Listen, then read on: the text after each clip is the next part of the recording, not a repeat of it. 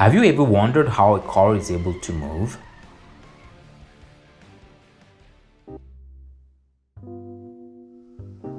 This is the wheel. The wheel is spinning thanks to an axle shaft. The axle shaft is spinning thanks to a transmission or gearbox. The transmission receives the spinning motion from a crankshaft. The crankshaft is spinning thanks to the in and out movements of one or more pistons. The piston moves in and out thanks to the combustion or explosion inside a cylinder. For a proper explosion to occur, an electrical source, spark plug, needs to ignite some combustible fuel in the presence of oxygen air in the confined space combustion chamber. Air is introduced via an opening, the intake port, and the combustion byproduct is evacuated via another opening, the exhaust port. The intake and exhaust ports open and close in a synchronized manner thanks to the movements of valves guided by the rotation of camshafts. The camshafts rotate thanks to a belt or a chain driven by the crankshaft. Interesting, isn't it? The lower side of the piston is immersed inside oil for proper lubrication. To prevent oil from getting inside the upper side of the piston, inside the combustion chamber, the piston is sealed by rings. On the upper side, there are one or more rings called compression rings. Their role, as the name suggests, is to ensure proper compression for a powerful explosion. On the lower side, you have a ring called oil ring. Its role, as the name suggests, is to keep oil from getting inside the combustion chamber. Most internal combustion gasoline engines are based on this principle. In the early 1990s, carburetor systems were mostly used. The principle is very simple. Filtered air is mixed with filtered fuel, and the mixture is injected inside the air intake port on top of the intake valve. Piston rings then were very tight, ensuring a stronger compression and a better oil sealing of the combustion chamber. In the late 1990s, port injection became popular. Instead of injecting a mixture, fuel is injected inside the air intake port on top of the intake valve thanks to a device called injector. Piston rings were still tight enough, ensuring a stronger compression and a better oil sealing of the combustion chamber. In the early 2000s, a call for reduced fuel consumption and limited exhaust emissions led the way to direct injection. Instead of injecting fuel inside the air intake port, fuel is injected directly inside the combustion chamber. To reduce friction or piston resistance, the piston rings were less tight. The upside of this technique is more power and reduced emissions. The downside is easily compromised engine oil and carbon buildup, mostly on the backside of the intake valves.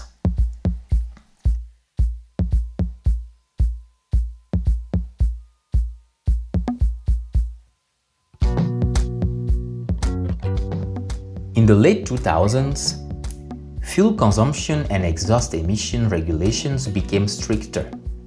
To conform to the new norms, turbochargers and superchargers were used to force air into the engine.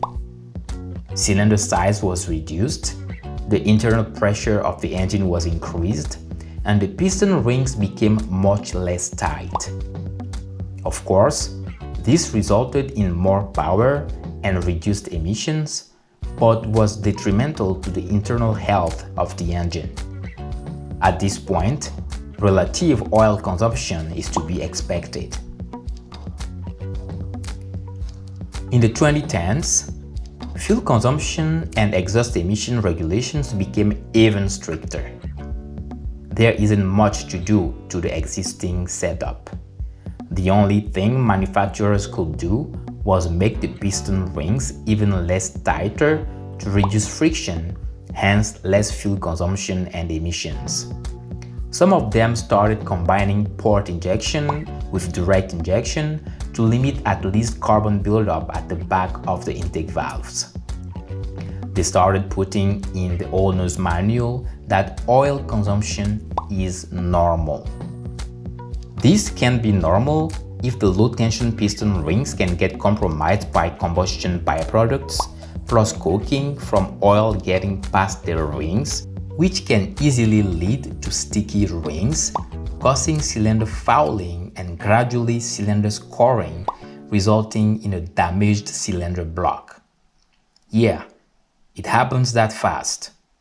Before you know it, your engine has undergone irreparable damage and needs replacement. Crazy.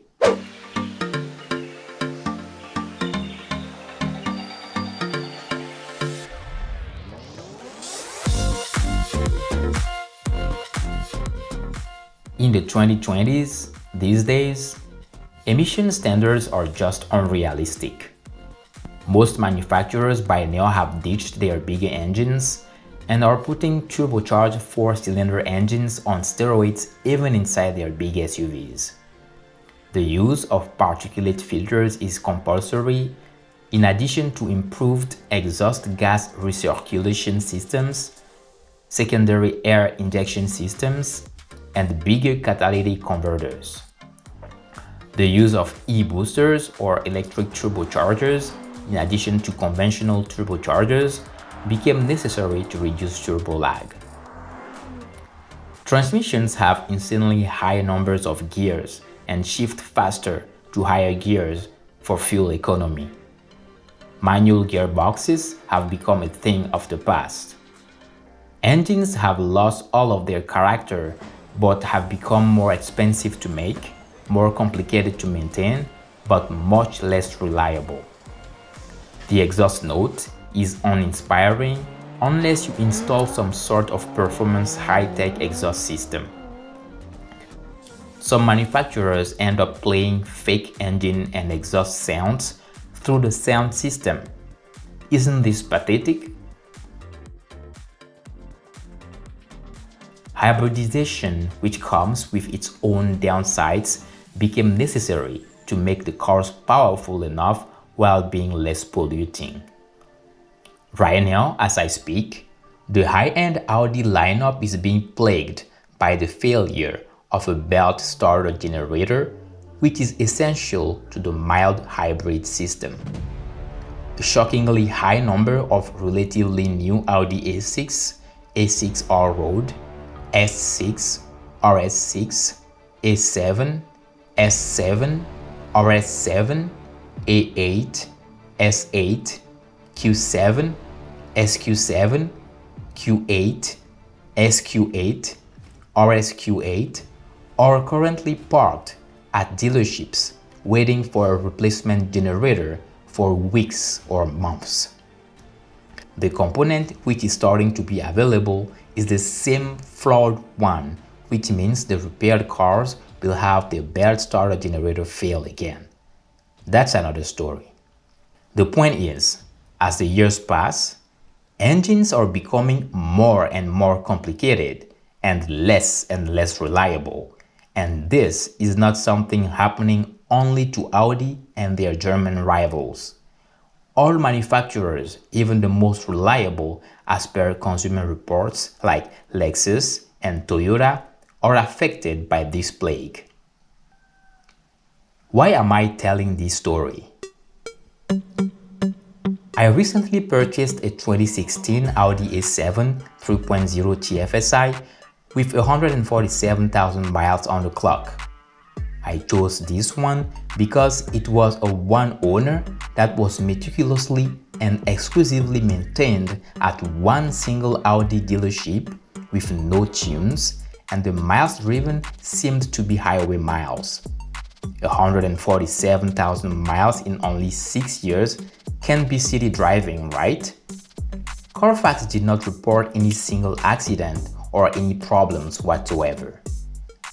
In theory, this car should have a healthy engine. Well, if only I knew what I just explained about modern engines. This car is part of the group of cars made in the 2010s. Supercharger, higher internal pressure, direct injection combined with port injection, low tension piston rings, excessive oil consumption leading to sticky piston rings, and a damaged engine block in no time. I didn't know this. Anyways, let me continue the story. My friend who purchased the car for me told me about 2 weeks after we purchased the car that the MMI system is requesting a quart of oil. Odd. The owner's manual said oil consumption can happen and is normal, so I wasn't worried much. I told him to top it off with genuine recommended Audi oil I had ordered. About 2 weeks later, he received the same warning. Add a quart. The car was ready to be shipped then, so I just told him to ship the car as is. To me, the car was just probably due for an oil change. The day I took delivery of the car, I floored it on the free road to see what it got, and it instantly started whistling like crazy. I changed the oil and filter to no avail. Eventually, it was the oil separator PCV valve which had failed. I replaced the oil separator unit and whistling stopped, but oil and fuel consumption remained excessive. The car was also not performing well and was smoking when floored. My 2005 Audi A6 3.2 Quattro with much less power and 200,000 miles on the clock was way faster, which is not normal. I was hoping genuine Audi high performance engine oil would help mitigate the issue and ordered a bunch of it. In the meantime, I was using fuel additives, going on long trips, and changing the oil and filter after each trip to help mitigate the issue. During my trips, I had to top off oil several times. I was adding about a quart per 100 miles if I drove spiritedly. This is more than excessive.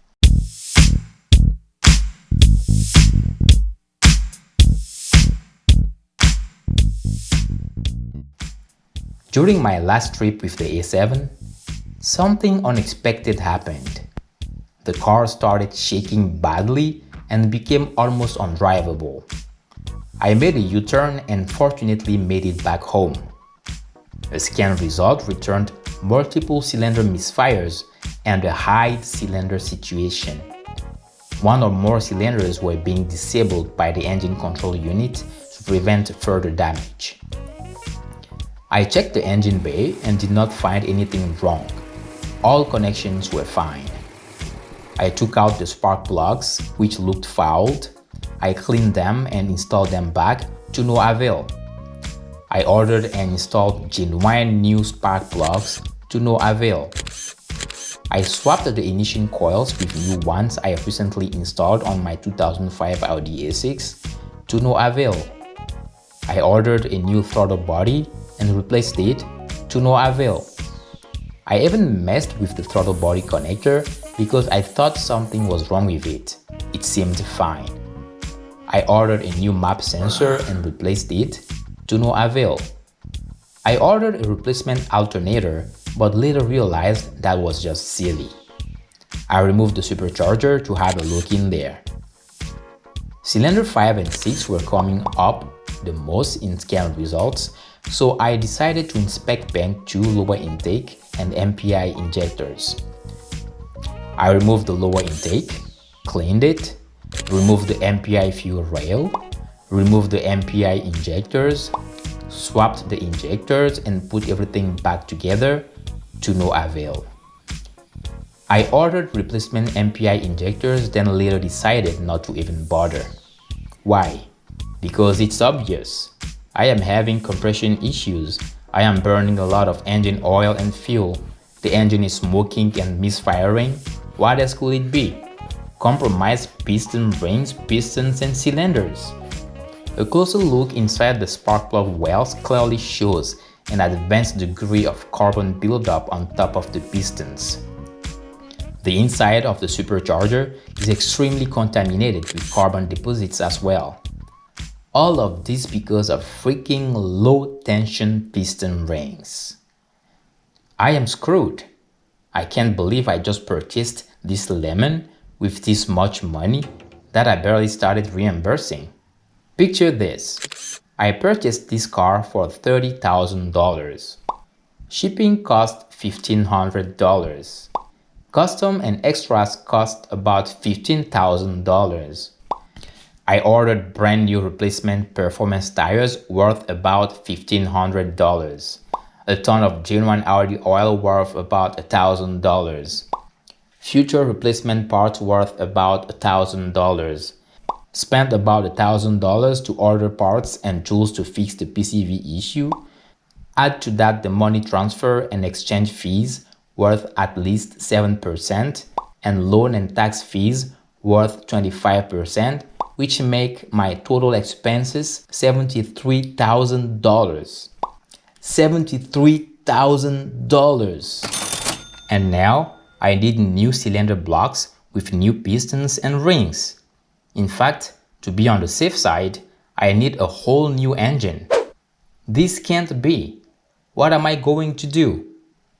There isn't any proper shop in my country to tackle this job, and even if there was one, I don't think it is wise to install a brand new super expensive engine in such a high mileage car, knowing it will undergo the same fate. Other things are going to fail, and I will have to replace them too. This is something I cannot afford at all. I have decided to try one last thing and have ordered a few items that will take a few weeks to get here. Once they are here, I will try them and report back.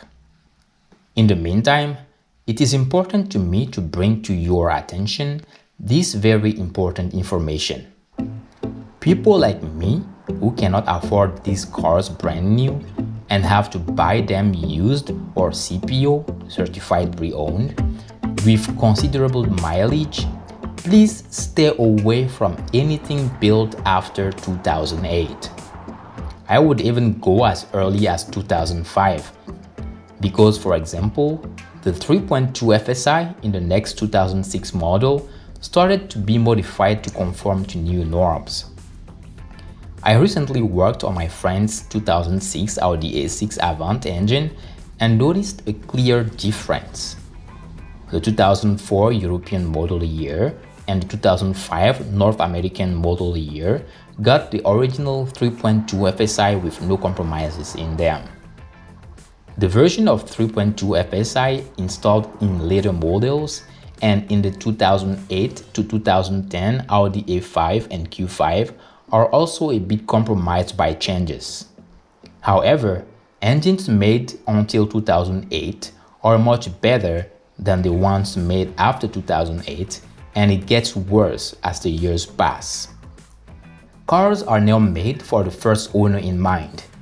They would lease them for the first 60,000 miles or 100,000 kilometers and return them back to the dealer to pick up a brand new one. The second and third owners would suffer the consequences of an internally sick and dying engine. If you can lease new, do so, but don't buy for long term because the engine will not last. If you can't lease new, buy an older car made between 2004 and 2008 that is naturally aspirated and was properly maintained. When it comes to Audi, go for older FSI V6 and V8 engines. Anything with a TFSI will just make your life miserable, whether it is 1.0 TFSI, 2.0 TFSI, 3.0 TFSI, 4.0 TFSI, 40 TFSI, 45 TFSI, 55 TFSI, or 60 TFSI.